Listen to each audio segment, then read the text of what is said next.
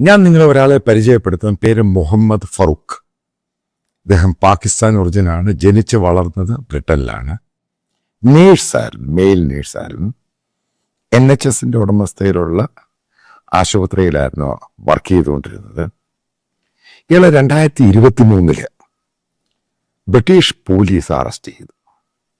അതായത് pressure കുക്കറിനകത്ത് 10ഓളം kilo ഉള്ള explosive കൊണ്ടുവന്ന് അത് പ്രഷർ കുക്കറിൽ ചെയ്ത് ബ്ലാസ്റ്റ് ചെയ്യാൻ പദ്ധതി തയ്യാറാക്കി. ആദ്യം ഇയാൾ ശ്രമിച്ചത് സ്വന്തമായിട്ട് ജോലി ചെയ്യുന്ന ആശുപത്രിയിലായിരുന്നു.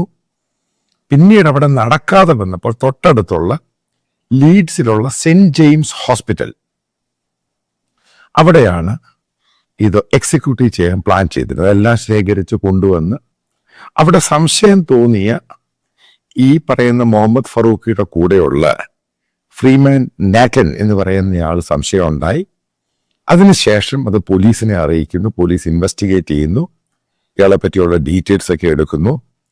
അപ്പം മനസ്സിലാക്കുന്നത് ഇയാള് അവിടെ നേഴ്സസുമായിട്ട് നല്ല ബന്ധമായിരുന്നു.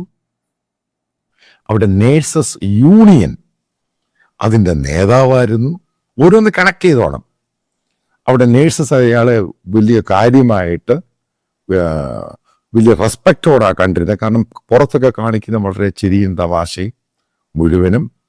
പല ആവർത്തി ഖത്തറിൽ യാത്ര ചെയ്തിട്ടുണ്ട്.